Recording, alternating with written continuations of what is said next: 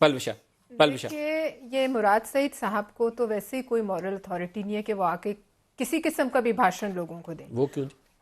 اب میں کچھ نہیں کہنا چاہتی، ان کے چرچے بہت ہیں، لیکن بات یہ ہے کہ یہ فرما دیں مراد سعید صاحب کہ جب جتنے بھی دورے کیے، جتنے بھی پیسے لگے، ایک تو پہلے اپنے بتائیں جو آج ہی اسٹیٹسٹکس ہیں آپ کے پاس ہوں گے روزانہ کے، ان کے کتنے کروڑ لگ رہے ہیں. 6 کروڑ شاید روزانہ کے ان کے دوروں کا آیا ہے ایسٹیمیٹ جو میں نے ابھی دیکھا ہے. دوسری بات یہ بتا دیں 60 کروڑ کہ یہ تو چلے وہ تو جہاز کرائے پہ لے کے اڑتے تھے. وزیر اعظم صاحب کس طرح جاتے ہیں باہر کے ملکوں میں؟ وزیر اعظم صاحب کس جہاز پہ اڑتے ہیں یا خود جہاز بن کے پرواز کرتے ہیں؟ دونوں میں سے ایک بات تو ہوگی نا. لہٰذا یہ بھی فرمائیے کہ آپ کیا کر رہے ہیں. آپ جو ہمیں ریاست مدینہ کا درس دے رہے تھے تو وہاں تو یہ تھا کہ کتا بھی اگر دریائے فرات کے کنارے پیاسا مرے تو امیر المومنین حضرت عمر رضی اللہ تعالیٰ عنہ نے کہا تھا میں ذمہ دار ہوں.